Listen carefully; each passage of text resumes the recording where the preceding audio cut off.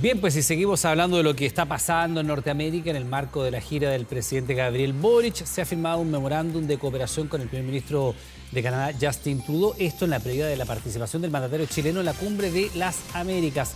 Vamos a poner en perspectiva este viaje, los alcances de esta gira presidencial. Estamos junto a Roberto Funk, académico del Instituto de Asuntos Públicos de la Universidad de Chile. Roberto, ¿cómo estás? ¿Qué tal? Buenas tardes, bienvenido a Canal 24 Horas. Hola Iván, ¿qué tal? Buenas tardes. Gracias por recibirnos, primero que nada, y ayudando un poco a comprender la importancia de esta gira, la segunda internacional del presidente Boric después de la visita a Argentina, con líderes como Justin Trudeau, con quien veíamos recién nada más estaba sosteniendo un encuentro con estudiantes. ¿Cuál es el alcance de esta reunión? Bueno, yo creo que la importancia, hay una importancia simbólica, como bien dices, primer viaje, aparte de Argentina, que suele ser la primera visita internacional, una especie de estreno en la sociedad internacional, ¿no?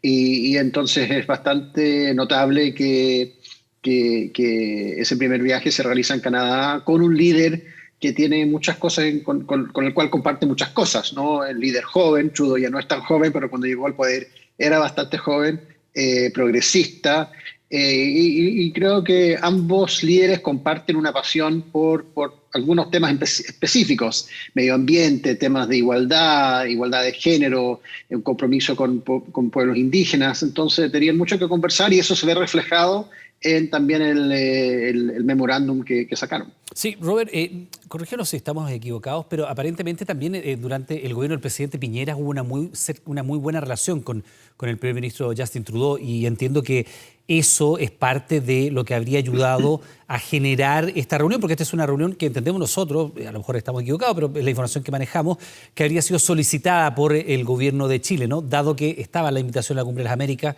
el primer ministro de Trudeau es una figura a la cual el presidente Boric ha citado en más de una oportunidad como líder relevante, con el cual tiene algún grado de empatía y puntos en común. ¿Cómo se habría gestado esto?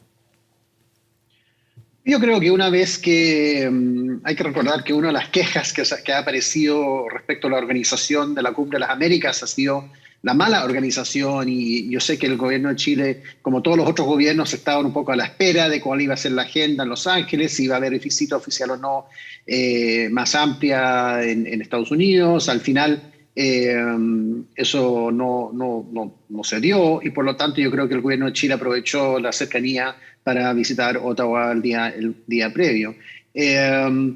Canadá, la relación entre los líderes ha sido bastante bien durante todos los últimos años. Eso ha sido el caso antes de Trudeau, con un gobierno conservador en Canadá también. Y eso tiene que ver con razones de Estado, tiene que ver con intereses compartidos, un tratado de libre comercio ya que lleva unos 25 años. Así que la relación es sana, pero yo creo que en este caso en particular existe esa afinidad y se vio reflejado hoy día en el intercambio que hubo. Robert, tengo información, no quiero ser impertinente, pero entiendo que tú incluso viviste en Canadá, parte de tu familia está en Canadá, así que conoces además en profundidad la relación, ¿no? Hay un tema que es bien atractivo, bien relevante, que está puesto sobre la agenda de nuestro país, que le acaba de tener un principio de resolución también en Canadá, ¿no?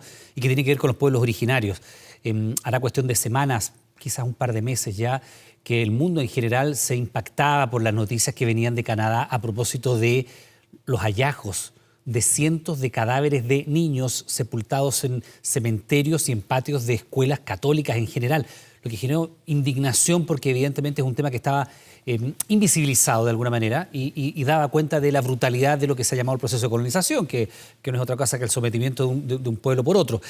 Y se inicia un proceso bien interesante de acercamiento entre las autoridades, que termina una parte de él, está en pleno desarrollo, con el acuerdo firmado hace un par de días por el ministro Trudeau con comunidades locales donde se les indemniza simbólicamente, pero también materialmente, $1.300.000 canadienses a una comunidad en lo particular para la compra de tierras. Ese es un proceso que se está mirando desde Chile, donde el tema de las reivindicaciones territoriales también cobra vigencia.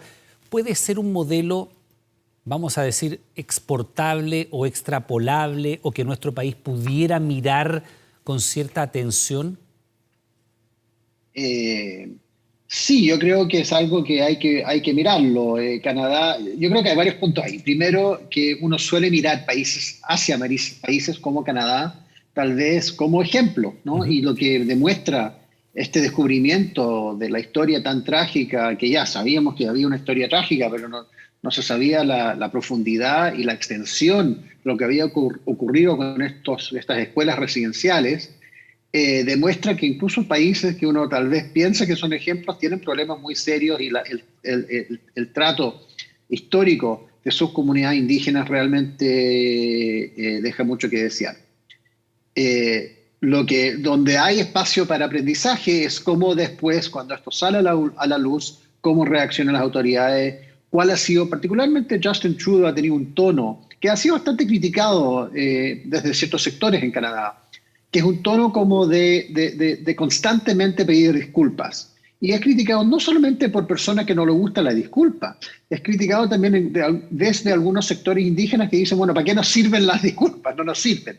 Necesitamos algo más. Y yo creo que de ahí surgen este tipo de negociaciones con los resultados que tú bien mencionas. Ahora, eso también implica que las distintas comunidades indígenas se organizan de una forma que facilita la negociación. Yo siempre doy como ejemplo, yo me acuerdo, tú mencionas que yo vivía en Canadá, yo era relativamente pequeño, cuando el padre de Justin Trudeau negoció la nueva constitución canadiense a comienzos de los años 80, no se hizo como acá, se hizo básicamente, literalmente en la cocina, lo tuiteo en la tarde, porque el acuerdo final se hizo en la cocina del mismo hotel donde hoy día almorzó Justin Trudeau, que es un hotel que está al lado del Parlamento,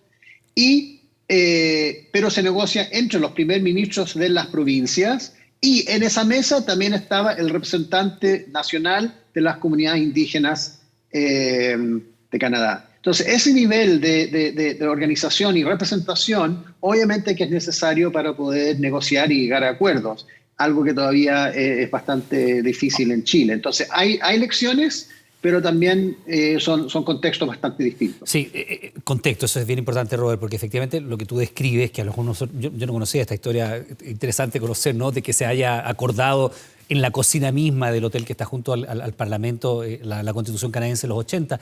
Pero claro, tú dices, ahí había una autoridad que representaba a los pueblos originarios. Acá en nuestro país hay dos situaciones que al menos hacen aquello distinto. Primero, la atomización, lo que hoy día uno dice el pueblo mapuche. Bueno, ¿quién es el representante del pueblo mapuche? Esa es una cosa. Y por otra parte también una cosa que no existe en Canadá, una situación que no existe en Canadá, que es el nivel de violencia que se vive en una zona de conflicto y de reivindicación de tierra.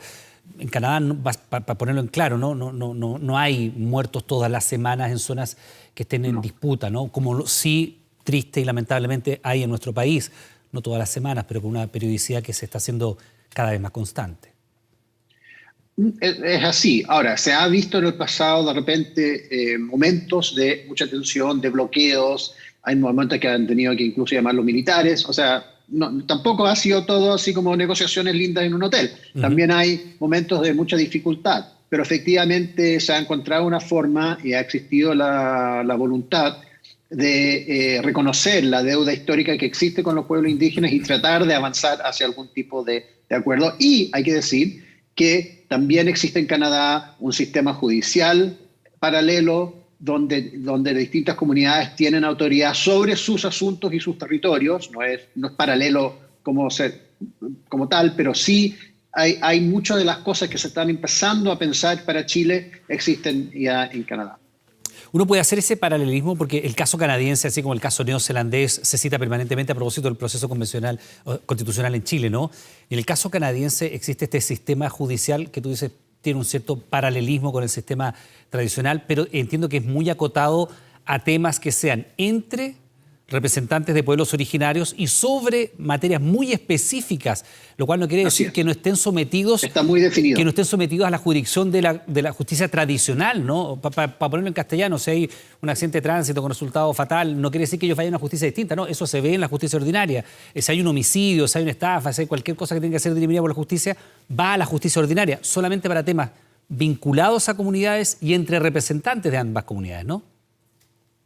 Cómo distintas comunidades tienen territorios definidos, reservaciones o territorios definidos, que además, si uno vuelve al tratado, al acuerdo al que se llegó esta semana o la semana pasada, incluye, por ejemplo, también derechos de explotación de minerales o recursos que existen en esos territorios, Claro, en esos territorios las comunidades tienen jurisdicción sobre asuntos que les competen. Ahora, Robert, viene también la Cumbre de las Américas, pasada esta visita con Canadá, que también es muy relevante lo que está pasando en estos momentos, pero va a ser muy relevante la participación de Gabriel Boric en esta cumbre, que no ha estado exenta de polémicas, toda vez que hay países que han sido marginados, como Venezuela y Nicaragua, y otros que han decidido automarginarse, como Cuba, a propósito de la primera situación. Quedando en la práctica el presidente Boric como uno de los pocos representantes, corrígeme, de la cumbre, del sector más de izquierda, no la centroizquierda, sino que de la izquierda propiamente tal, ya hoy día marcaba un punto, lo vimos hace algunos instantes, ¿no? Hablando de la exclusión, que no es el mejor camino. ¿Qué debiera pasar? ¿Debiera reafirmar esa posición en la cumbre misma? ¿Debiera representar esa posición, por ejemplo, ante el presidente Biden? Yo creo que se ha dicho lo que se tiene que decir y yo creo que lo han hecho muy bien.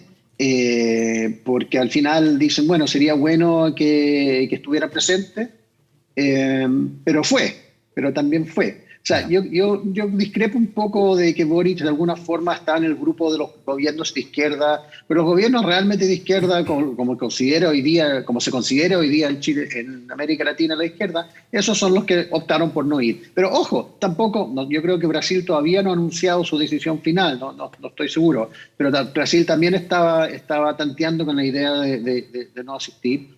Y eso, entonces, lo que vemos es que esto no es un asunto de izquierdas o derechas, es un asunto en gran medida tiene que ver con el poder relativo de Estados Unidos en la región y cómo eso ha ido cambiando. No ha ido perdiendo poder, pero se ha puesto más difícil ejecutar ese poder en la medida que vivimos en un mundo más multipolar, donde China tiene una importancia mucho más grande que tenía antes, donde hay otros actores como Rusia, como muchos otros, Europa, que también tienen intereses en la región.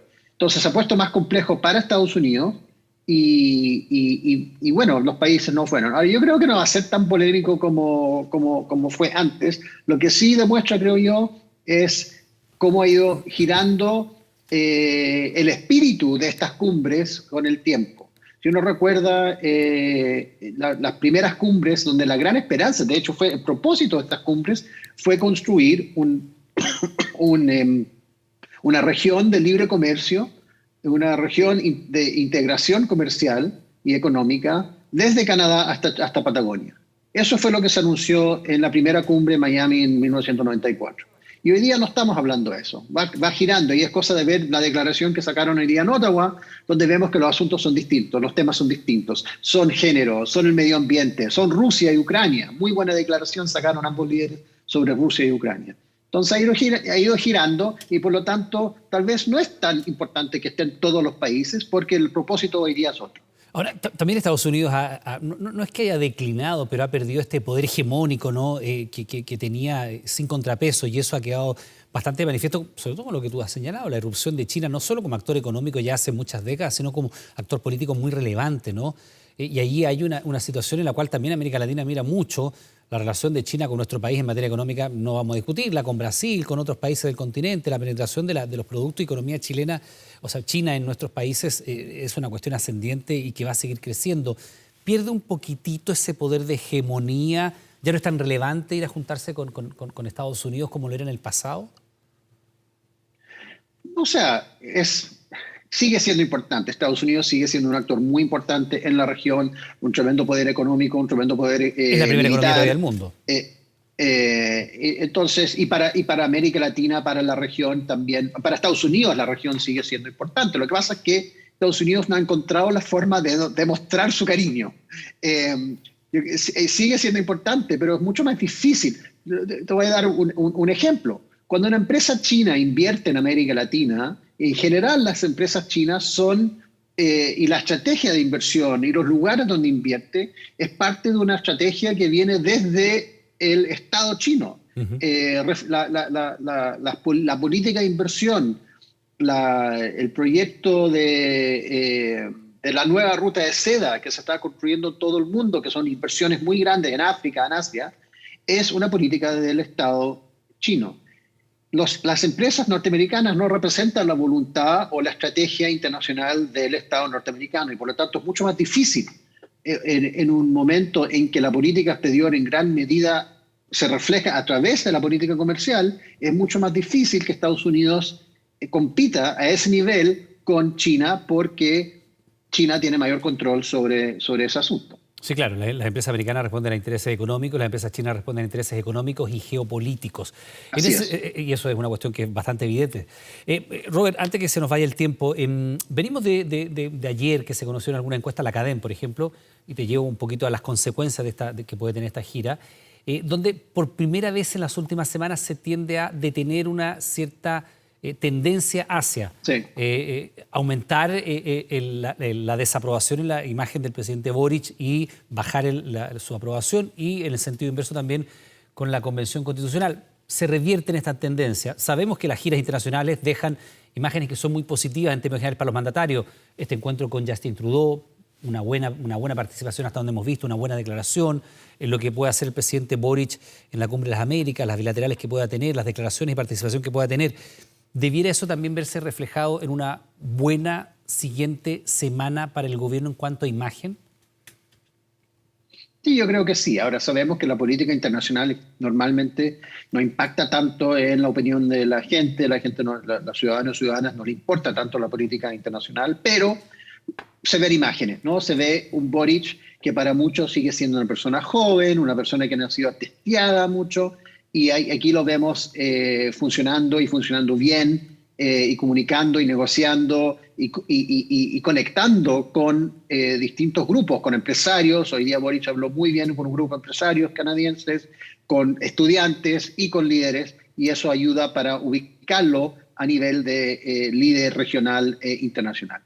Bien, pues Robert Funk, académico del Instituto de Asuntos Públicos de la Universidad de Chile, muchas gracias por esta comunicación, que tenga una buena tarde, muy amable. Gracias, Diana.